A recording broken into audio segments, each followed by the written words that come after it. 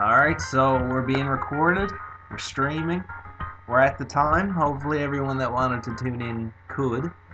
Uh, so this is the game here, Crowns, and I'll tell you guys a little bit about why I started Crowns. Um, Last spring and summer, I was dying to play a monster tamer, catcher, hunter, breeder, whatever you want to call it. You got games like Monster Rancher, you got Pokemon, you got Digimon, you got Dragon Quest monsters. You know, particularly Pokemon and Dragon Quest monsters, they're my thing. Um, but I kind of get obsessed with getting them all. You know, I've caught all the Pokemon, gotten all the monsters I could hold in Dragon Quest monsters, and I just wanted more. Um, and that got me thinking about some things when I played the Pokemon games as a kid, like Gold and Silver. They first brought in the breeding function. So now at the time, I guess this was around 2000. So I was 10 years old, so I didn't fully understand games at the time and programming, although I found it super interesting. And I dropped my Wartortle and my Corsola in the daycare, and I was super hyped to get this Warsorla, some sort of fusion between them. I couldn't wait. And I was kind of disappointed when it turned out to be just another Corsola. It was great that you could kind of breed on some moves, but it never had the degree of customization I wanted. Oh yeah, I did play Shin Megami Tensei, and that brings me into my next point. I wanted more monsters. I wanted to be able to crossbreed monsters, but I also felt like in games like Dragon Quest Monsters and Shin Megami Tensei, I would get a monster and say, man, this is a cool monster. And he'd pull me out of some tight spots, and when I thought I was going to die for sure, he'd just beat the boss, and you get this bond with the monster. And then I'd fuse him, and it never felt like the same monster to me. Like, that continuity wasn't there. It didn't seem like the same individual. And that might have come down from where they look drastically different. It just felt to me like the soul wasn't there. Now, I know we're all dealing with zeros and ones, but maybe I'm irrational to bond a little bit with the monsters, but I think other people do that too. What I really loved about the Devil Survivor and Shin Megami Tensei was the really cool style. Like, battles moved so cool, the attacks looked so awesome, and it had some more mature sprite work, which I super appreciate. Yeah, so those are definitely great games.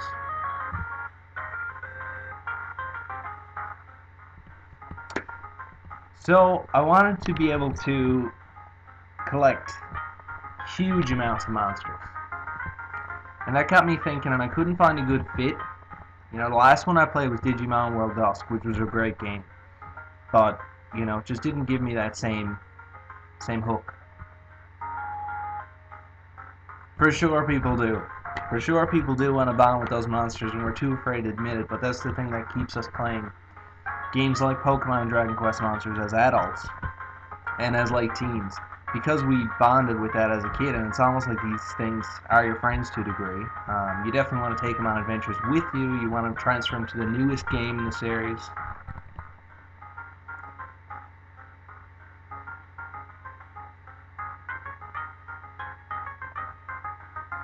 So I'm just going to walk around a little bit here. I'm going to let you guys take in a bit of the art, and then we're going to get into a battle.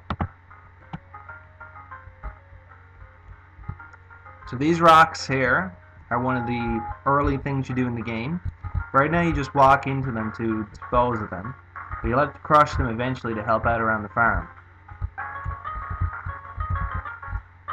And that's what inspires your dad to let you borrow his monster, which is a Tidon. I don't know if you guys guessed that this was Tidon, and that was super great. It was really cool to see you guys pick up on a monster, especially one that wasn't a monster of the week.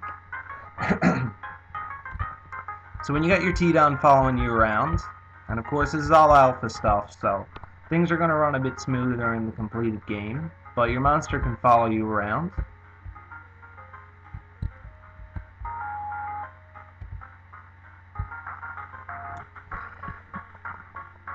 Yeah, so you'll see later that it's not we can't have a custom overworld sprite for every single monster. So we're going to make as many archetypes as possible. The small dinosaur, the big dinosaur, the bird, that sort of thing. And it's also going to pull the palette of your monster. Right now you can't pick what one follows you, but yes, every monster can follow you. And I'm planning on working it in so that the huge monsters you can catch, they're bigger on the overworld too. So now I apologize if we run into any glitches here. That's to be expected at this point for this, engine. And we are alpha. But I did test this a good bit. We shouldn't run into any major issues, but just keep that in mind. Hey, there's a lot I'd love to do with this game if I had an army of sprite artists. I really would. And you're going to see that in a couple of moments. So let's venture out. Now you don't walk through grass in this. We wanted to give it its own vibe. And they're not completely random encounters. But you'll see in just a couple of minutes, and this is a beginner area. So the monster encounters aren't super high, but we're going to see them in a few minutes.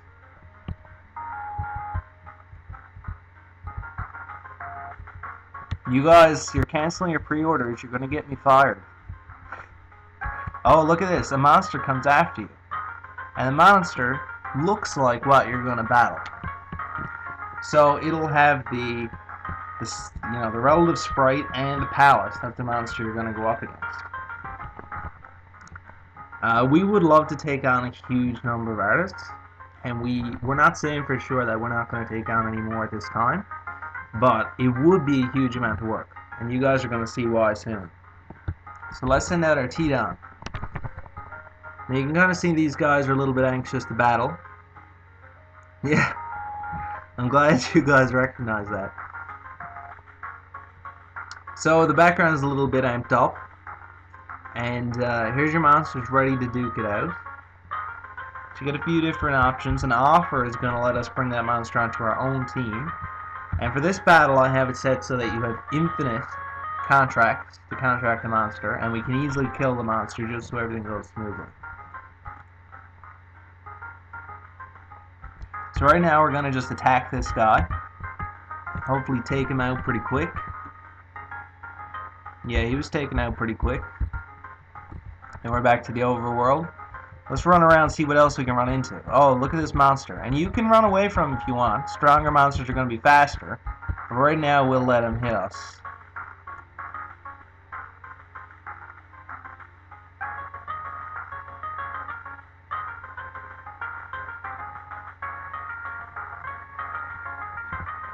Oh, I didn't realize there was an ad playing for you guys. Why don't you just let me know when that ad is over, because I don't want you to miss anything. I didn't monetize the video. I don't have donations set up or anything, so I'm disappointed at that. You want to see me get wrecked? That's pretty bad. I'm going to have to eject you from the chat.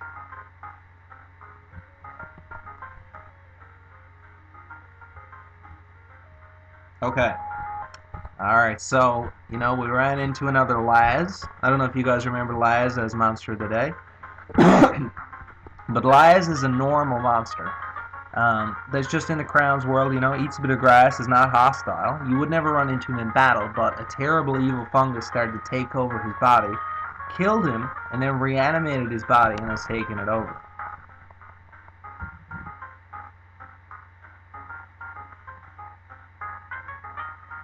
Okay, well you guys, I'll definitely show you the sprites, and you can definitely check out our Monster of the Week every week on Twitter and Reddit. So we'll kill this guy here now, because I want to fight someone different.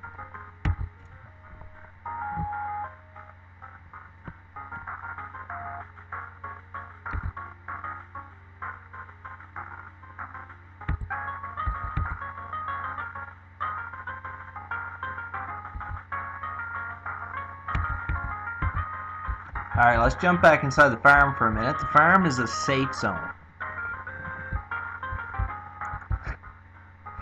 So now, of course you want to get monsters on your side. What fun is a monster collecting game if you just have T-Don? So let's head out here again. Let's see if we can tame something for ourselves. Yeah, we kill them, for sure. The player will be filled in by the monster's name later.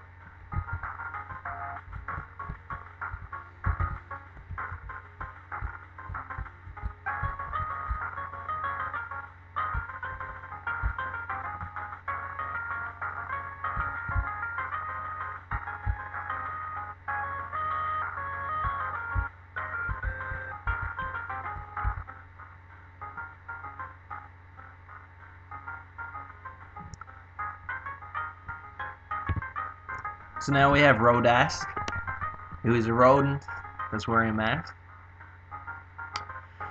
Yeah, it's going to be purely monster on monster in this one, unfortunately. So, we didn't want to have synthesization, like Digimon. We didn't want to negotiate with the monsters like Shin Megami Tensei, and we didn't want to throw Pokeballs, obviously. So we came up with our own thing, and yeah, it's a Pig Blaster. We're going to go that way. But monsters are pretty vicious in Crowns. You're supposed to be scared of them to a degree, and there's some pretty vicious ones that you'll see a bit later. And they just don't want to join up with you for fun necessarily when they're wild monsters. They'd be just as happy to take you out. So you gotta offer them a contract. And you can get better contracts throughout the game, and if the monster likes the term of the contract, they'll join your team. So let's offer him a contract right now.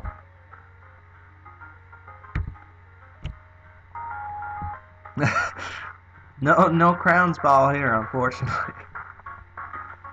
Okay, so we got him first try. He was pretty easy to tame.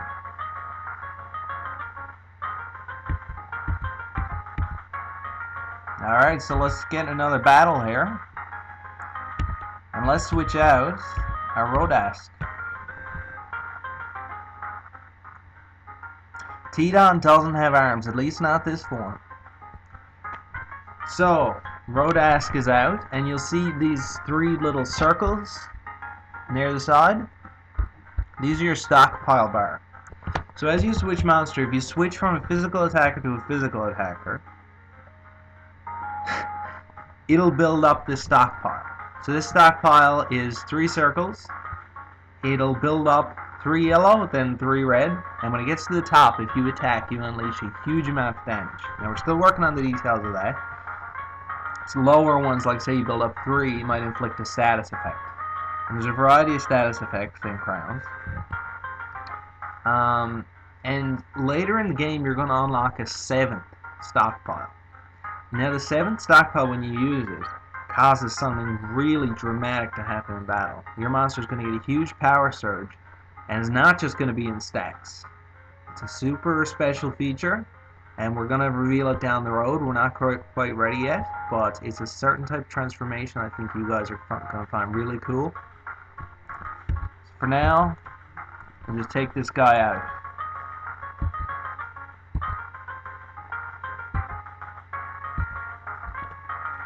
Now we can head back to the farm. And yeah, I mean, the GS ball, that's what it was all along. I'm sure that I should probably sue Pokemon because they stole my idea for the anime, obviously. So we're back in the farm for free.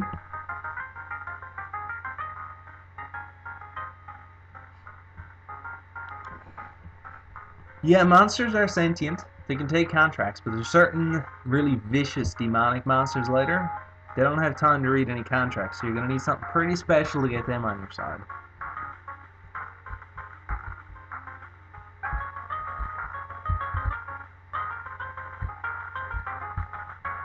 Yeah, experience is split evenly amongst everyone that battled. So, monsters take contracts. You can also waste all your contracts. If you waste all the contracts at the beginning of the game trying to catch a Primagon for your dad, he might be pretty pissed. I'm not going to comment on if monsters can give consent. That's a pretty fully loaded question, but, you know, interesting thinking. So now I'm going to show you guys a little bit about what makes Crowns unique in its breeding. You know, there's many games out there that you can fight monsters and tame them, but I don't believe anything has breeding as in-depth as Crowns is going to have.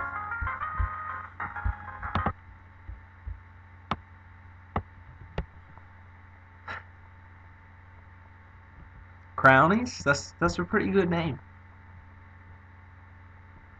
Okay, so you guys can see here, um, this is on the right. We have our will type Primigon.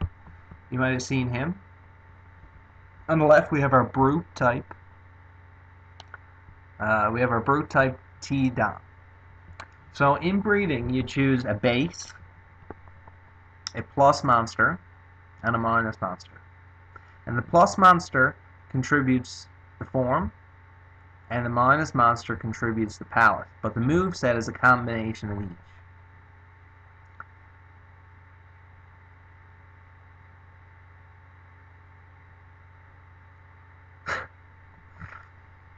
Well, you guys can send me crowny brownies, whatever you like. It's going to be difficult to make a brownie in the shape of a contract, I'm sure, but you guys could probably pull it off. So if you crossbreed these guys, you're going to get this variant of T-Dom. So it's a more will type focused T-Dom. And I'm sure you guys know that monster data is stored in data tables. You know it's going to pull the attack, it's going to pull what it learns. But when you breed a monster, it stops becoming something that just draws from a list. When these two monsters breed, it's going to randomly select what attacks, what stats. Maybe not always randomly, you can influence that. And it builds the monster's gene. It builds its DNA. So really, this monster is not going to be bound by what this monster typically learns. And when you breed monsters, it's a very volatile process. The monsters can change a lot. They are very individual, and they're not always predictable. So you got to be smart about your breeding. So you can get this variant with a will type combined with T-Don. Now if you breed T-Don with Rodask, Rodask is the relentless type. So you're going to get a relentless oriented T-Don, and he takes on the palette of his parent. You can see that there's physical differences. Now they don't seem to be big on T-Don, the differences. And T-Don is not the monster that changes the most, but I wanted to show him because he is the one that you start with in the beginning before you select your starter. Yeah, there's definitely going to be a degree of that, but we're going to make things as clear as we can and show you stats as you breed in an easy to read manner. So you're not going to have to be software setting a million times. You're going to have a pretty good idea what you're going to get, and you can breed multiple. So now if you breed your T-Don with Laz, this is a pretty unstable T-Don, because Laz is the unstable type. There are starters, yep. They're going to be unveiled in the next couple of weeks. And lastly, if you breed T-Don with the brute type Raptor,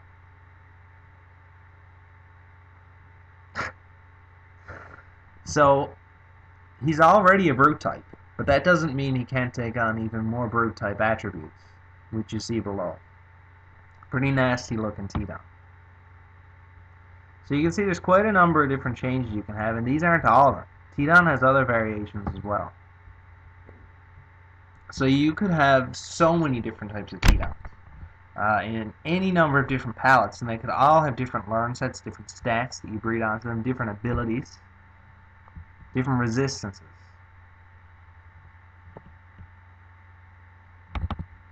Yeah, you like the unstable T-Don? And maybe you could even breed that unstable T-Don, try to breed onto him the palette of Raptor. Or the palette of Rodask.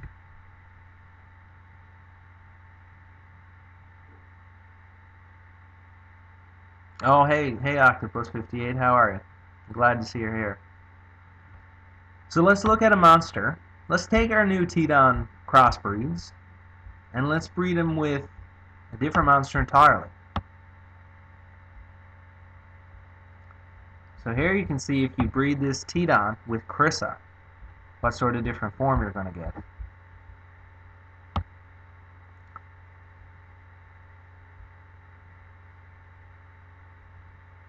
If you breed your will type T-Don with Facade, you're going to get the very will type Facade.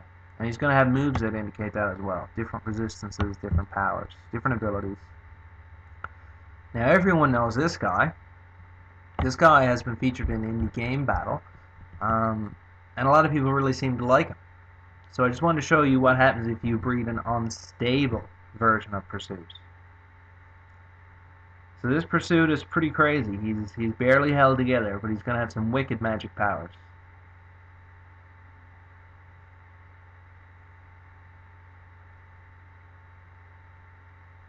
So T-Dom plus Laz, and then Laz T-Dom plus Rodask. Oh yeah. Well, you'll be able to fully customize it, and something I really want to do with the event monsters that we add later, they're going to have highly unique color palettes. So people are really going to want to take those monsters, even if they don't want those monsters, and try to get those cool palettes on the monsters they do like.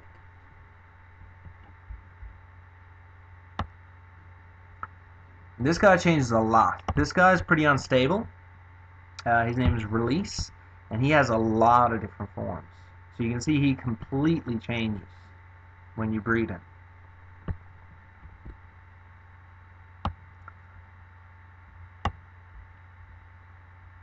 Last. Alright, so I'm just going to ask you guys a cool question now. Would you believe that these two are actually the same monster, just with different breeding? These two have the same daddy, and they appear very different. On the left you got your Will type, and on the right you got your Brute type.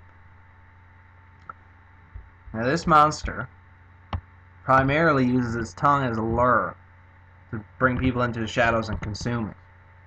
So you might be asking why the Brute type is a little girl with a bow on her head. Well, the bait's that much better. They want to lure in ever more unaware people, trying to save this little girl and being eaten alive by this spirit.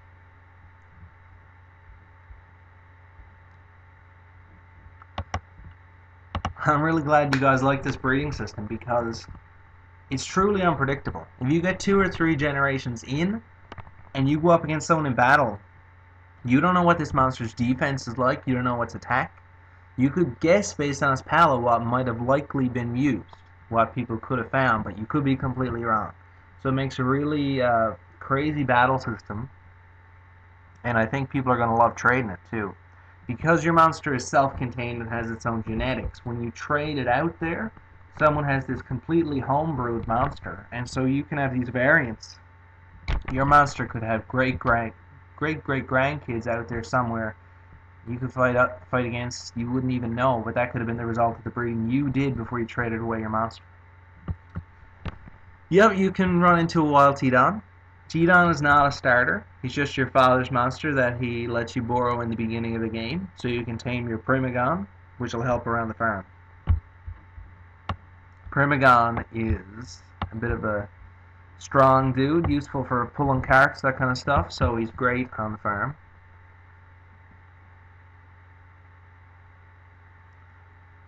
Yeah, you'll be able to trade around your monsters. You'll be able to battle over online, and there's actually another type of breeding that's called fusion. It's actually not breeding at all. So with breeding, if you bred your T-Don and your Primagon and you got this guy, you still have the parents and can try again, or breed them with other things. But the monster starts off at a low level, you gotta level it up. But if you're super impatient, you don't want to do that, say you got a level 40 T-Don, level 40 Primagon, you can fuse them and get a level 40 combination, but you lose the parents because they were consumed in that process.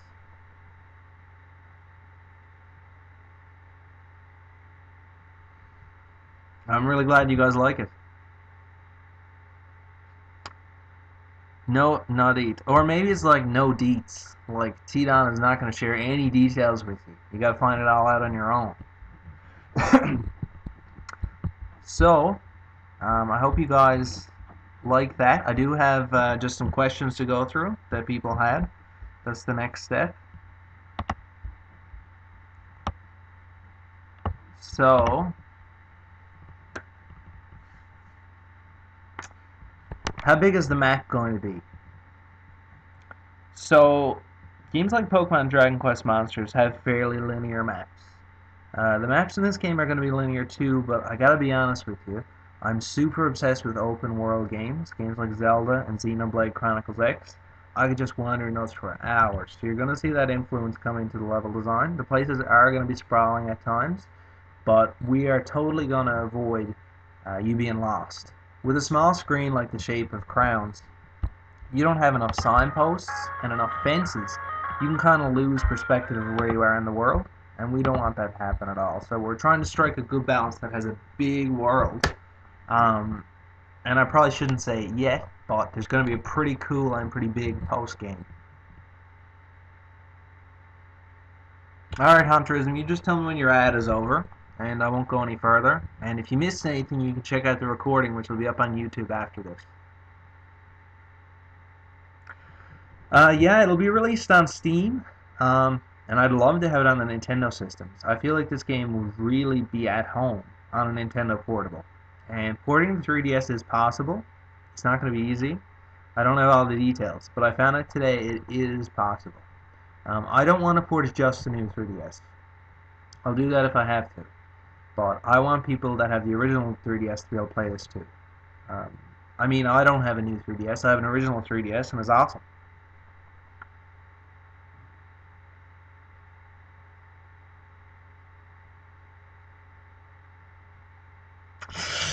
Don't go stabbing people with those crownies, Hunterism. Or at least get a good crown so you don't give anyone tetanus or anything.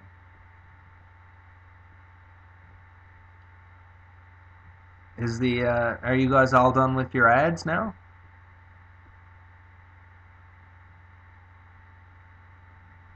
I'm really surprised to hear there are so many ads because, again, I didn't monetize this whatsoever. Yeah, there's a lot of people with custom firmware 3DSs that love playing on their emulators. Crowny, I totally endorse that as an official name for monsters for sure. If you guys want to call them Crownies, that's great.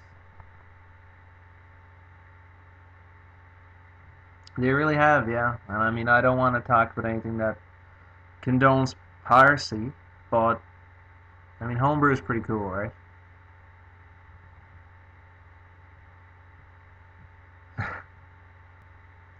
Have Will there be any branching in the story? So, the story does not have a huge branch. The decisions you make, there's no moral barometer that's going to change the way things turn out. But there is post-game. You don't have to do what the post-game asks you to do. It really comes down to your morals if you do it or not. I hope that people will be compelled to do what's in the end-game. Because there's some pretty bad dudes in charge. You see, Crown's Island is shaped like a crown, and at each peak is a kingdom. And the kings in those towns were only recently put in place. They're only about the age of your dad in Crowns. And that's because they recently overthrew some rulers a couple of decades ago, before you were born. And those were some pretty bad guys. And there's some rumors that they weren't completely human. And they might still be out there.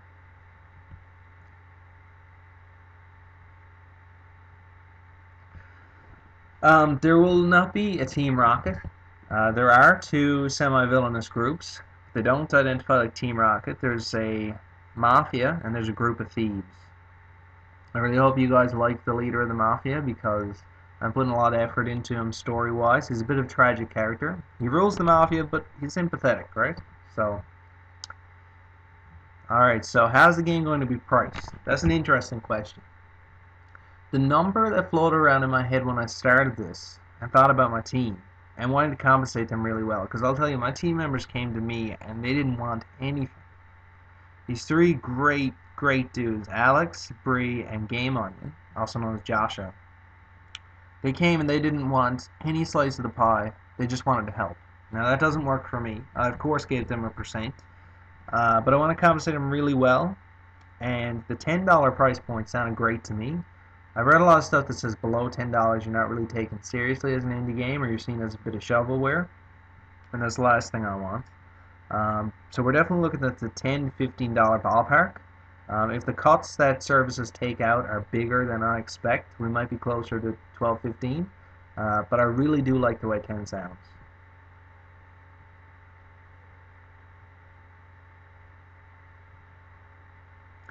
I can't say if they were crownies, man. That sounds totally ridiculous and not at all reasonable to me.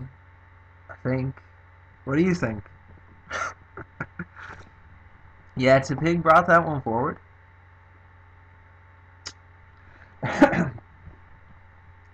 um, what different better does it do than other games?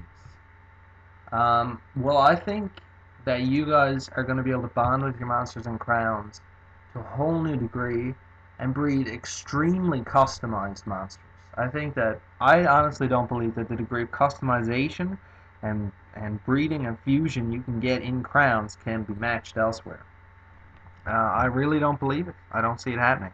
And like I said, the only way I'd ever make a Crowns 2 is if I could take that to another level. And the only way I can see me taking that to the next level would be if I could procedurally generate monsters that were cool. I think a lot of stuff out there that procedurally generates monsters as generic enemies is cool, but with a game like Crowns where you identify with a single creature even, they gotta be super interesting. They gotta be well designed. And I'm not gonna settle for something that's not quite there. So that may never happen, but that's what would lead to a Crowns 2. But I think you guys really would be super happy with how much you can customize your monsters.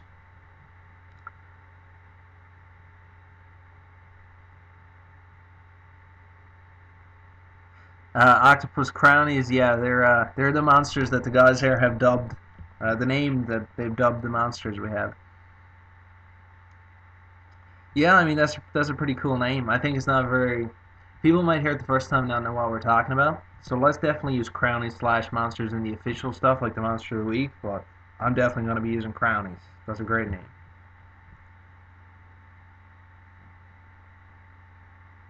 We're going to lock everyone up for plagiarism. I'm going to put every one of you guys in prison if I can do it. Yeah, no, they don't wield any sniper rifles. Sorry, Hunterism. So another cool idea that's going to make things different. Two more. The first one's called a net egg.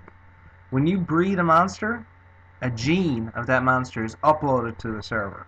So when you get a net egg later in the game, you can put it with your monster. So let's say you throw in your Primagon, and you don't put in a parent and you want to use the net egg. That's going to pull down a random gene from the Crown server and breed it with your monster. That's gonna make you able to just create a random monster just for the hell of it and see what else is out there. People could have monsters that you haven't seen in the wild yet, or with types of palettes that you wouldn't even know how to put together. It could be really cool, I think, for the community and building.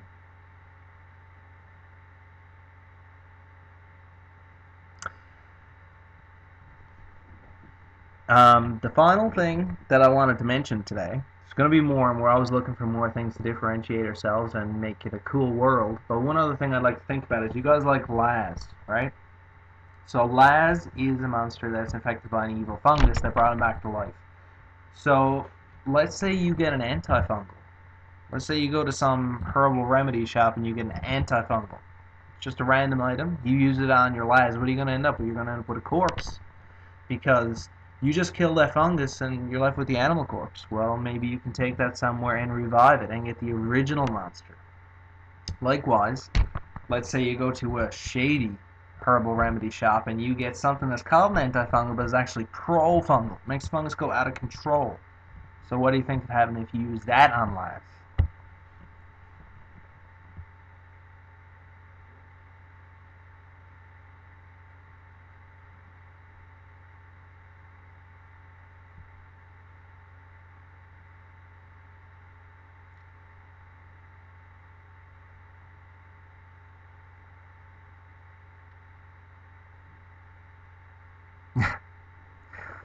Hunterism. I think that you won't feel overwhelmed with possibilities once you see the amount of control we're going to give people and the amount that you can really like lock in the values you're after. You'll be able to leave stuff random if you just want to have fun, but for the hardcore breeders and battlers out there, there'll be ways to control all this, so I can promise you that. Yeah, and a corpse brought back to life. So here's the last question that we have ahead of time, and of course I can let you guys ask questions yourselves then after, but when will it be released? When I started working on this game 2-3 months ago, before we brought on Game Onion, which was the first member we brought on. And for those of you who don't know Game Onion, he makes a lot of Smash Brothers, like a few of the fake leaks that were going around. A bit notorious for that, but he's really skilled.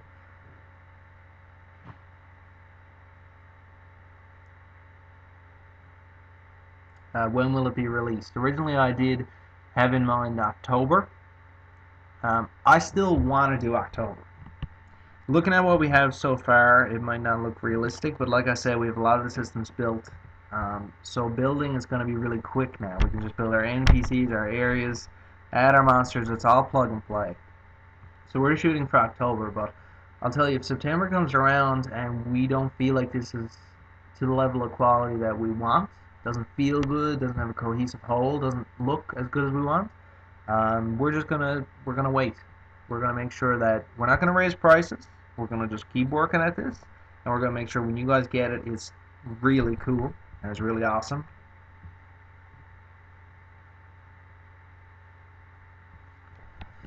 Okay, Octopus 58. What would happen if you breed an alteration with another alteration of the same monster? Well, depending on the attributes that that alteration got through breeding, you could lead to even another alteration, or it could be another of the same alteration with attributes borrowed from the other alteration, and that's a bit abstract to say out loud. Um, but really, there's no end point. You don't get to a T-down alteration and breed them with something and always get the same result. You won't always get that. You can always influence many other monsters. And the same parents aren't always going to give you the same monster. I mean, there's going to be ways to influence that, of course. If you bred a white pursuit with a black pursuit, it would take the form of the one that you assigned as the primary and the palette of the one you assigned secondary.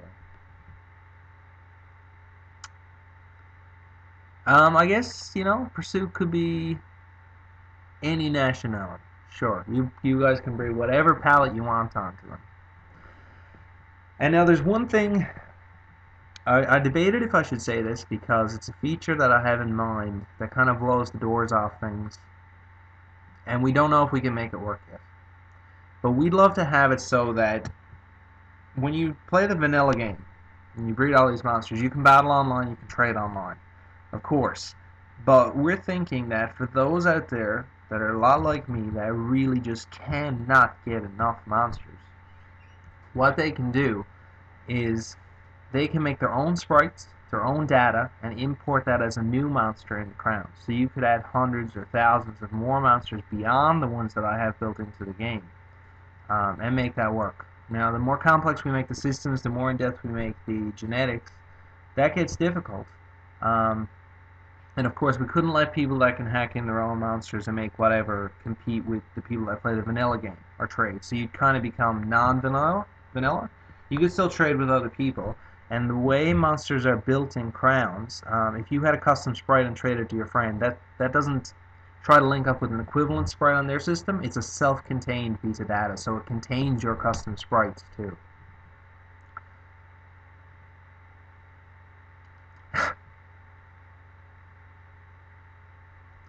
Yeah, it's crazy. And we won't do it unless there's a way we can keep a safe environment for vanilla players to keep playing competitively and breed and not have to worry about hackers. That would definitely be a make or break for us.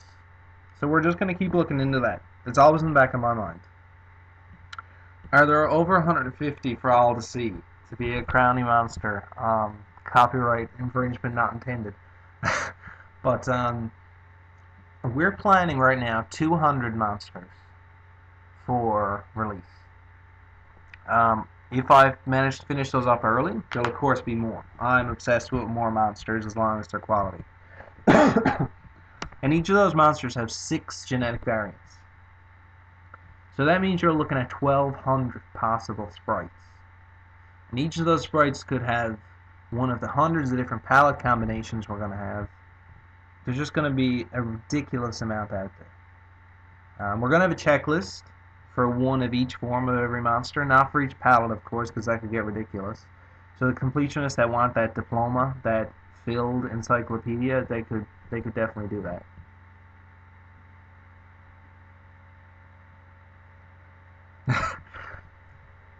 I'm super happy that you guys are into this. I didn't make this game because I wanted to make my own take on Monster Breeder. I made this game because I didn't find what I was looking for. Um, at the end of this, there might still be people that prefer other Monster Breeders because they do a specific element better. But this is to fill in the blanks of me basically wanting a Monster Breeder that never ends, that I can sit down and play every day and feel like I'm catching new monsters, taming new monsters, breeding new monsters, and build that collection without ever hitting a wall necessarily. There will be beta testing. Um, we're not sure about a public beta release, but you'll be able to sign up for beta testing if we don't do one, and that's going to happen in the summer. We're also, believe it or not, alright, Octopus58, I'm sorry to hear that, but the recording is definitely going to be up. So, we're planning a drawing contest. You can draw an existing monster, or you can draw a new monster. And we're going to have a big contest on Twitter and on Reddit, and whoever wins is going to design a monster for crowns. And we're going to give you a % share, of course, just to make it fair. But you'll be able to build a monster that goes into the vanilla crowns. Is that idea something that sounds cool to you guys? You know, the ability to contribute a monster design to crowns.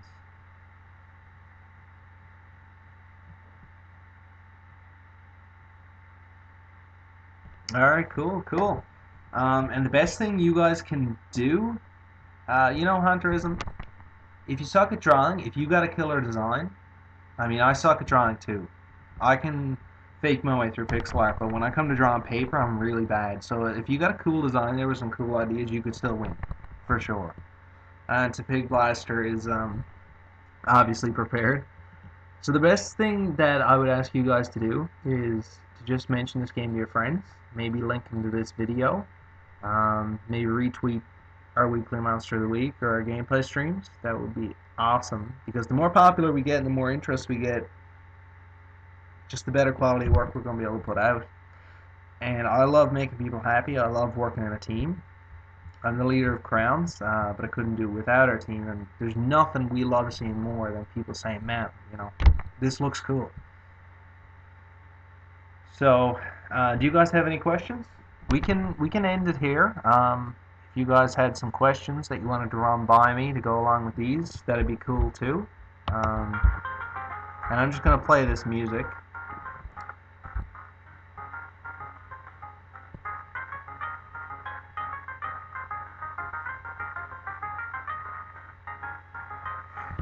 So as you guys can see here, the night cycle kicked in. There's a day-night cycle and morning cycle in Crowns as well.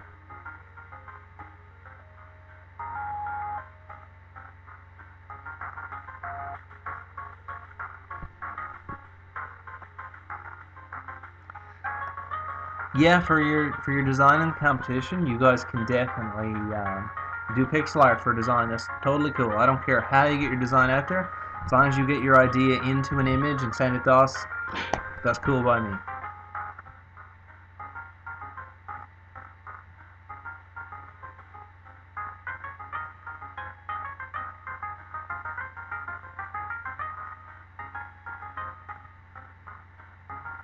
Taking names for monsters, or taking names for the beta test?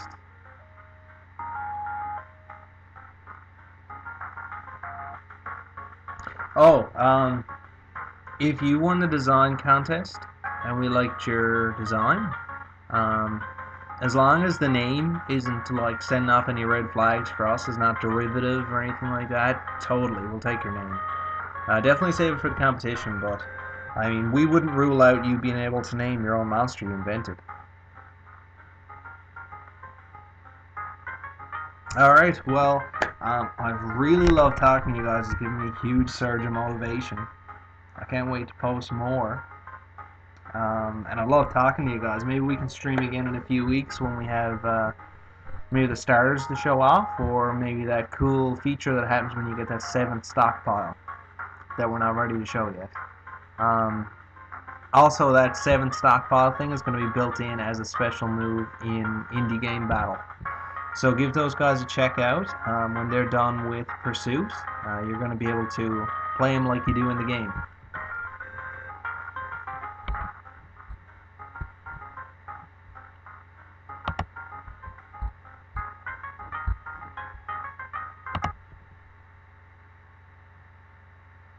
Yeah, this was a lot of fun for sure. I mean, I'd hate to miss your guys' messages because there was too many people.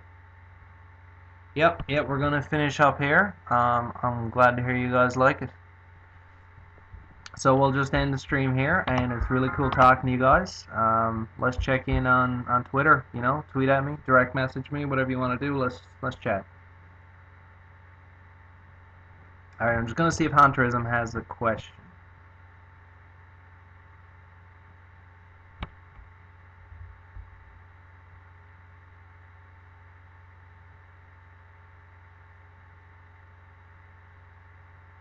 Oh, okay, wasn't the question.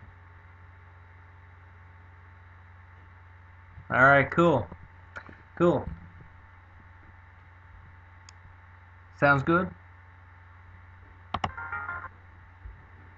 All right, I'll see you guys around. Thanks for joining. I really appreciate it. Every one of you guys that shows up, everyone that gives us your feedback, throws ideas at us, just makes it's our dream.